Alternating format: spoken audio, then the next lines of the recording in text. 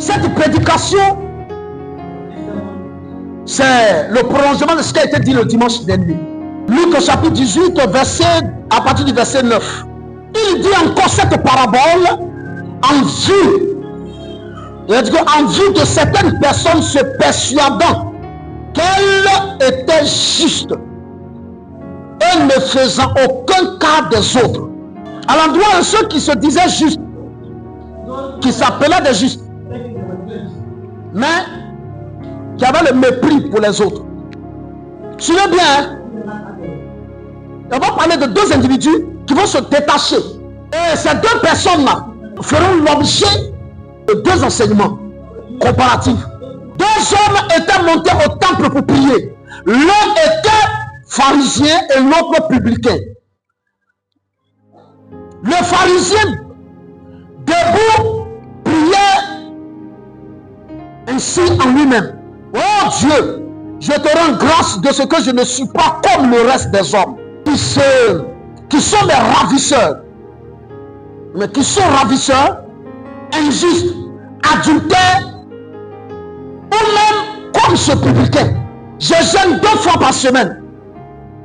Je donne la dîme de tous mes revenus. Le publicain, se tenant à distance, n'osait même pas lever les yeux au ciel.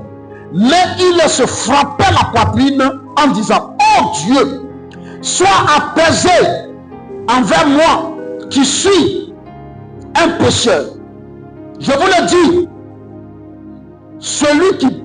celui-ci descendit dans sa maison justifié plutôt que l'autre. Car quiconque s'élève sera abaissé, et celui qui s'abaisse sera élevé. Voici un texte qui est lu, n'est-ce pas? Mais Jésus a précisé que c'est une parabole. C'est-à-dire, c'est comme des personnes qu'il a imaginées. En réalité, de façon prophétique, Jésus parlait de la rencontre de deux personnes et de leur cœur. Un chef interrogea Jésus, quelque part on dit un homme riche. C'est pas ça? Un jeune homme riche interrogea Jésus et dit: bon maître, que dois-je faire pour hériter la vie éternelle? Jésus lui répondit: pourquoi m'appelles-tu bon? En fait, si vous voyez le mot bon dont j'ai parlé la dernière fois, c'est l'attitude. C'est-à-dire que lui, il se voyait déjà bon. Donc, il se voyait comme collègue de Dieu, de Jésus. Et pourquoi Jésus a dit non? Un seul est bon. Toi, tu n'es pas bon. Un seul est bon. Celui qui est Dieu seul est bon. Pourquoi? Parce que quand vous regardez bien, c'est l'ombre, c'est l'esprit de cet homme-là que Jésus a pris pour donner l'exemple de celui qui prie dans le temps. Comment Jésus va nous donner l'explication? Jésus lui répondit: pourquoi m'appelles-tu bon? Il n'y a de bon que Dieu seul. Tu connais le commandement. Tu ne commettras pas d'adultère. Vous voyez un peu? Aaron, le gars a dit quoi? Tu ne suis pas injuste, adultère. C'est pas ça?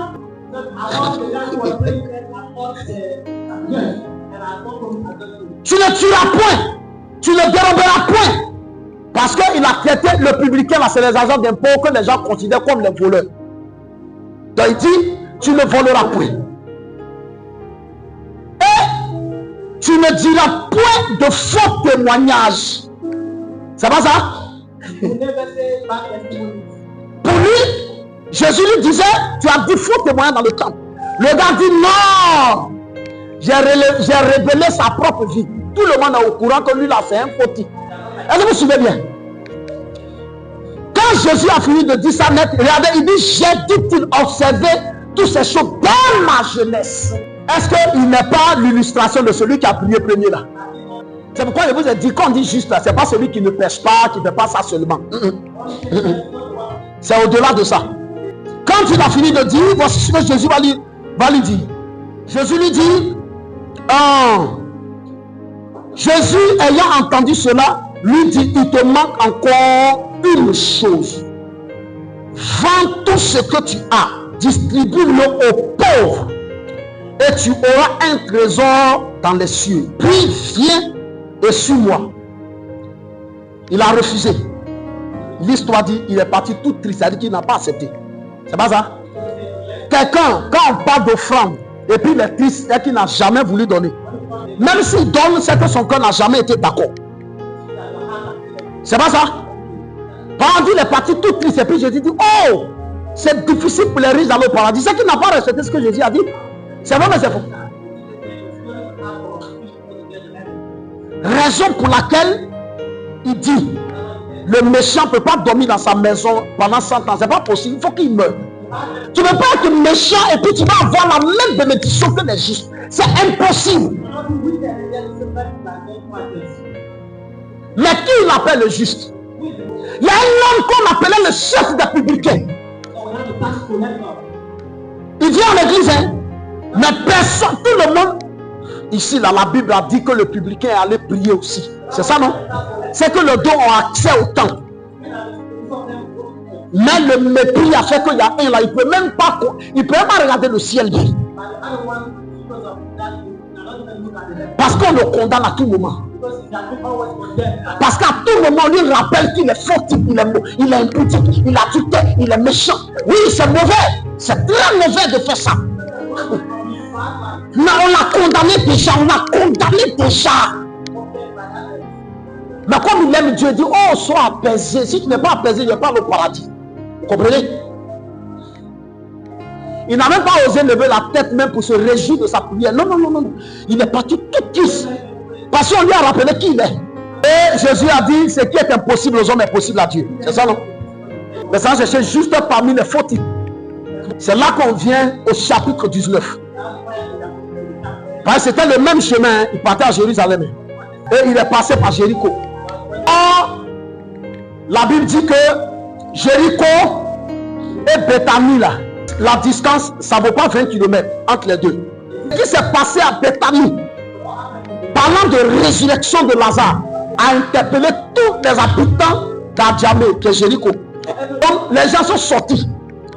On dit le gars a guéri malade, il a guéri fou, il a ressuscité, il a purifié, et puis il a ramené à la vie un homme enterré. Je vous ouvre une parenthèse. Est-ce qu'il n'y a pas beaucoup de corps dans un cimetière? Est-ce qu'un cimetière est fait pour une seule personne? Mais pourquoi Jésus va au cimetière et puis c'est une seule personne qui ressuscite? Marie, sœur de Lazare, était l'une des prostituées que Jésus a pardonné. Et tout le temps que Jésus passait, son temps allait manger chez eux. Tous les jours, les deux mangeaient. Ils sont devenus meilleurs amis. Il y a eu la dernière fois Jésus dans la casserole parle. Les viandes sont au feu. On l'appelle Marthe. C'est ça maintenant ça. Or, une famille, la prostitution, c'est que c'est une famille pauvre. L'une des causes principales de la prostitution, c'est la pauvreté.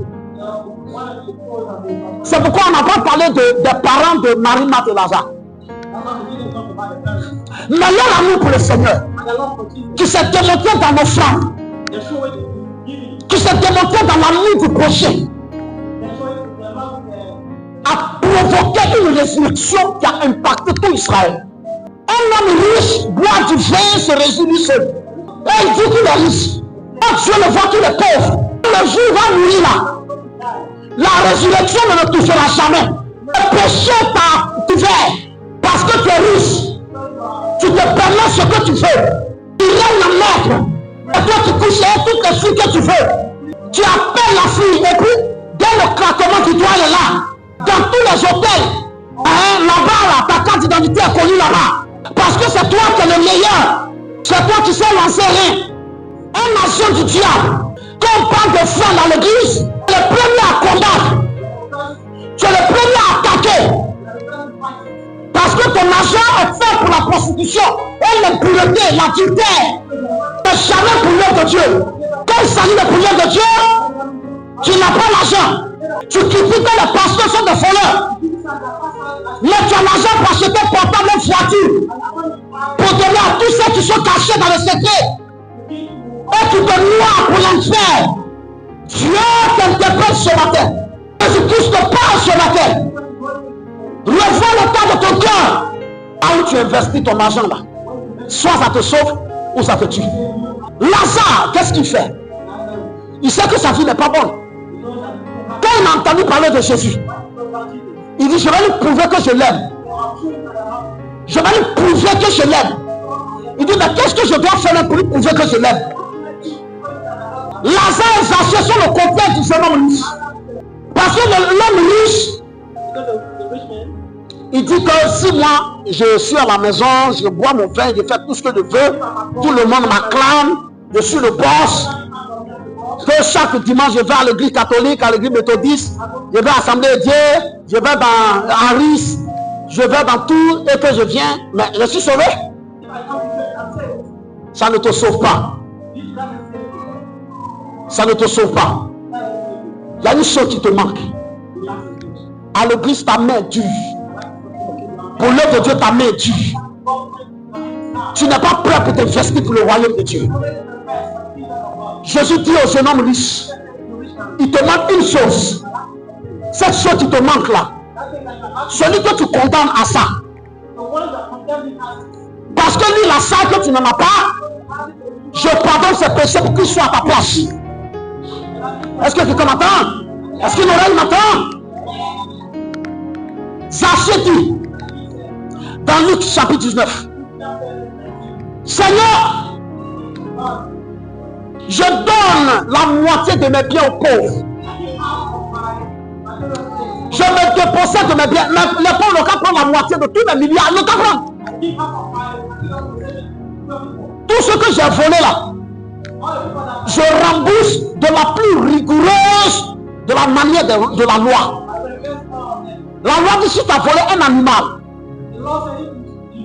et que l'animal est vivant, tu rembourses 2 fois le prix. Si tu l'as tué, tu rembourses 4 fois. Lazare dit, Zachée dit, moi j'ai remboursé 4 fois. Il ne faut même pas quelqu'un me dépasser même. Alléluia. Il dit la moitié de. Il dit pauvre, je peux vous donner tout, mais comme je dois aux gens, prenez tout le reste. Alléluia. Donc quand Zachée, quand Jésus est passé chez Zachée, Zachée n'avait plus rien. Zachée, tout l'argent de Zachée était fini. C'est ça même ça. Jésus dit, lui là on l'appelle le juste. Parce que Zachée en hébreu veut dire le juste. Toi tu te crois le juste. Un juste c'est celui qui donne. C'est tout. Celui qu'on appelle le juste, c'est celui qui donne. Toi tu as tiébé jusqu'au sang. Et puis tu dis que tu es juste. Qui te ment même? Non, si j'ai accepté Jésus. Jésus, même avant que tu l'acceptes, lui c'est offrande, il a fait et puis tu as la vie. Même la vie éternelle, c'est offrande qui fait ça. Tu as tellement aimé qu'il l'a donné. On n'aime pas dans la bouche, quand on aime, on donne. Toi tu l'aimes, mais on ne voit jamais. Tu l'as jamais aimé.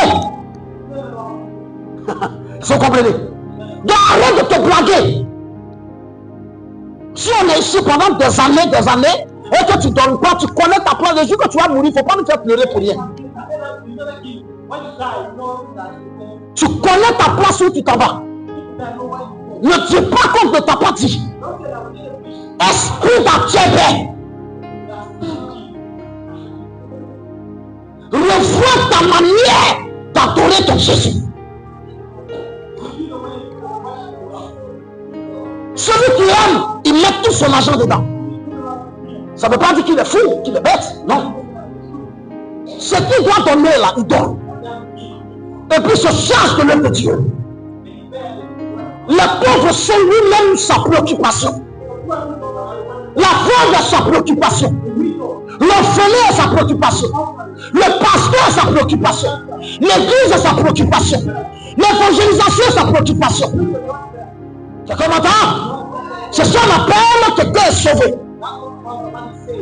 Il a 1000 francs, il dit n'a rien. Mais lui-même il mange 1000 francs. Il prend 1000 francs. Il faut offrir 100 francs. Jésus a dit au jeune homme riche, arrête de te tromper. Il ne faut plus te tromper en disant que je suis sauvé. Non! Quand je regarde ta vie, je ne vois pas la bonté dedans. Je ne vois pas la libéralité. Il y a quelque chose qui manque. Il te manque une chose. Vends tous tes biens. Distribue-le aux pauvres. Viens et suis-moi. Tu auras la vie éternelle. Ne cherche pas à voir quelqu'un qui dit il aime Dieu par sa bouche, parce qu'il dit non, non, non, non, non, non, parce qu'il fait. En disant, ta parole est l'acte se suivent. 1 Samuel chapitre 25. L'histoire parle de 3 personnes. Après la mort de Samuel, après l'enterrement de Samuel, on parle de Nabal, Abigail et David. Nabal était un homme riche, était un homme très riche. Il faisait la tonte de ses brebis. Et David a demandé de la nourriture. Le monsieur a refusé avec raisonnement et répugnance et mépris. Abigail a réparé le tir. L'homme était descendant de Caleb. Il a refusé de donner la nourriture à un homme de Dieu qu'on appelait David. Le lendemain, il est mort d'AVC. Il a été frappé d'AVC 10 jours après, il est mort. Quand vous lisez, vous allez voir, on dit, on l'appelle le méchant. Nabal est son nom. Nabal veut dire le méchant. L'argent que tu as là, tu n'as rien. Il y a des gens qui ont eu plus que toi. Non, ce que tu as là, ce n'est rien. Mais si tu as eu plus que toi, sont morts. Comment tu peux t'opposer à celui qui est là où tu vas pour toujours? À cause de l'argent. Tout le monde donne, mais c'est dans l'esprit du sacrifice qu'il y a la différence. Ils ne peuvent jamais se sacrifier parce que c'est une insulte pour eux. Et c'est là qu'ils vont commencer à raisonner. Ah, tu oublies que la terre où tu es là, on ne va même pas t'enterrer là. Sur la terre là, tout ce que tu vas prendre, c'est 2,80 m. Regarde, toute ta gloire là, c'est 2,80 m. Toi qui m'entends, toi qui m'écoutes, tu fais toute ta gloire, être règne. C'est 2,80 m. Si on a tout exagéré, c'est 2,50 m sur 2 mètres, si tu veux. Prends. Après ça, c'est fini. Mais écoute-moi bien, tu n'as pas ça pour l'éternité. Hein. Tu n'as pas ça pour l'éternité. Parce que si on va faire route, quand ça passe au cimetière, écoute-moi, tu deviens route. Ton orgueil va finir. Ton arrogance va finir. Ta gloire finira. Et tout va périr. Allez-y au Congo, voyez la maison de Mobutu. Quand tu regardes ça sur Internet, tu es découragé. Celui qui était devenu un moment comme un Dieu, il baignait dans la gloire. Mais c'est fini pour lui. Sa maison est en train de tomber en lambeaux. Dans peu de temps, on ne peut faire ça. Qu'est-ce que l'homme? Pour que toute sa gloire soit autour de la voie périssable, la voie qui va tomber, qui va finir. Il y a des actes que tu crois, ça reste au ciel. Alléluia. Dieu s'en souvient. Quand vous prenez le livre de Luc, chapitre 12, Jésus dit, là où la personne met son trésor, c'est là-bas se trouve son cœur. Le cœur se trouve dans des choses bizarres. Où se trouve ton cœur? Ne me dis plus jamais que tu aimes Dieu. J'aime Jésus, t'aimes-moi. Montre-moi là où tu investis ton argent, je te montrerai là où se trouve ton cœur. Montre-moi là où tu investis ton argent, je te montrerai ce que tu aimes, ce qui est dans ton cœur. Là où on doit prier, on prie. Là où on doit agir financièrement, on agit financièrement. C'est pas ça qui nous sauve, mais c'est ce qui nous donne la bénédiction. Mais si tu refuses à te condamner, ça t'envoie en enfer.